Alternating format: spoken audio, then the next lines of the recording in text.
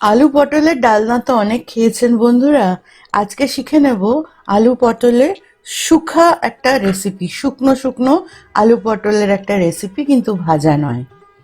রুটি বা পরোটার সাথে রাত্রের ডিনারের জন্য একেবারে উপযুক্ত একটা খাবার। আসুন দেখে নিই কিভাবে আমরা এটা রান্না করব।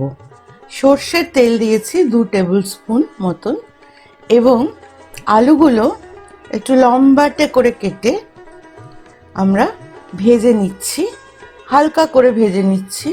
হালকা বাদামি রং ধরা পর্যন্ত আমরা আলুগুলো ভাজবো এবং ভেজে ওটাকে তুলে রাখবো।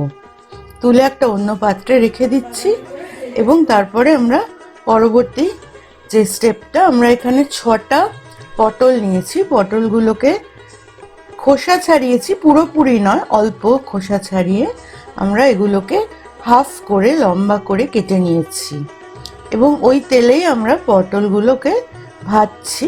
একটুখানি আঁচটাকে কমের দিকে দিয়ে 2 সাইড সমানভাবে আমরা ভেজে নেব পটলটাকে।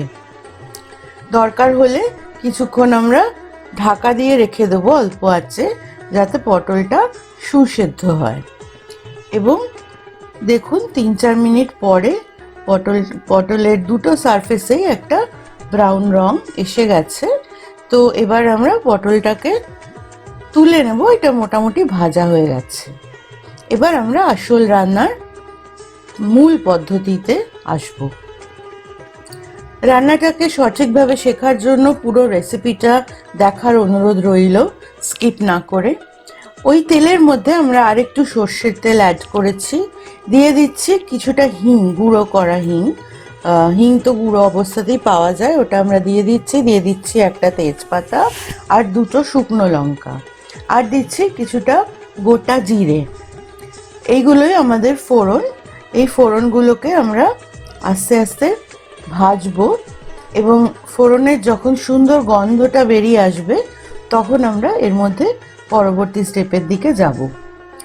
দিচ্ছি কিছুটা থেতো করে রাখা রসুন। 4-5 কোয়া মতন রসুন নিলেই যথেষ্ট। রসুনটাকে কেটে থেতো করে নেবেন। মনে রাখবেন কুচি নয় বা বাটাও নয়।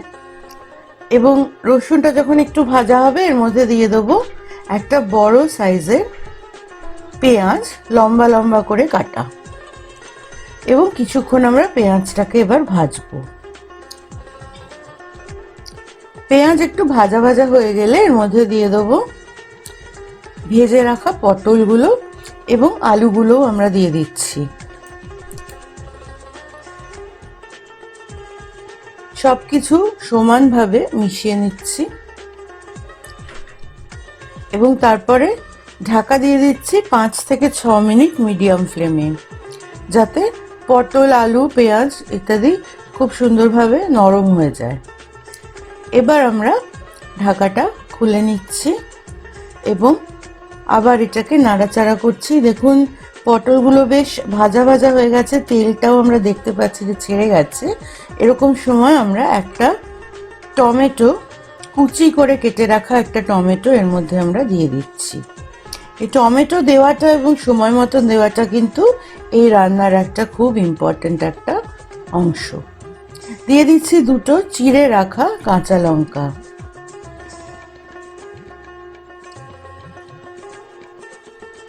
এবার এর মধ্যে দিচ্ছি লাল লঙ্কার গুঁড়ো 1/2 টিস্পুন মতন। ঝালটা আপনি আপনার আন্দাজ মতন দেবেন অবশ্যই। দিয়ে দিচ্ছি নুন,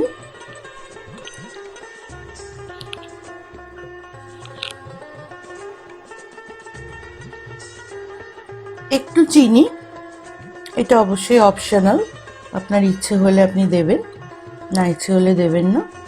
মিশিয়ে দিচ্ছি তরকারিগুলো। মনে রাখতে হবে এই মশলা যখন আমরা দেব এর মধ্যে কিন্তু আমরা কোনো রকম জল অ্যাড করব না। ওই যে সবজির যে জল, সেই জলেই কিন্তু সমস্ত মশলা রান্না হবে। কারণ রান্নাটা হচ্ছে শুখা পটল আলু, অর্থাৎ শুকনো শুকনো হবে রান্নাটা। এরপরে আমরা জল দেব যখন মশলাগুলো ভাজা হয়ে গেছে, এই সময় আমরা জল দেব। জল দিয়ে আমরা শুধু যাতে আলু পটলটা সেদ্ধ হয় সেটার জন্য আমরা জলটা দেব এবং 3 থেকে 4 মিনিট এটাকে ঢাকা দিয়ে রেখে দেবো। ঢাকা খোলার পর দেখুন জলটা প্রায় শুকিয়ে এসছে, এই জল পুরোপুরি অ্যাবজর্বড হয়ে যাবে। এইবার এখানে আমরা দিচ্ছি একটা স্পেশাল মশলা। এই মশলার মধ্যে কি কি রয়েছে এটা আমরা ডেসক্রিপশনে লিখে দেব, আপনারা ওখান থেকে দেখে নিতে পারবেন। এবং এই মশলা দিয়ে ভালো করে মিশিয়ে দিচ্ছি। মশলার একটা অসাধারণ সুন্দর অ্যারোমা রয়েছে, দারুণ সুন্দর একটা গন্ধ বেরোবে এবং ওটার জন্য এটা একটা ভীষণ টেস্টটা এত ভালো হয় যে এটা রাত্রের খাবারের জন্য তো বটেই, আপনি টিফিনেও দিতে পারেন, দুপুরের টিফিনে। এই রান্নাটা বলা যেতে পারে নর্থ ইন্ডিয়ান স্টাইল পারওয়াল আলু সবজি সঙ্গে কিছুটা বাঙালি টাচ মিশিয়ে বানানো। কেমন লাগলো অবশ্যই জানাবেন বন্ধুরা, আপনাদের মতামতের অপেক্ষায় থাকলাম। নমস্কার, ভালো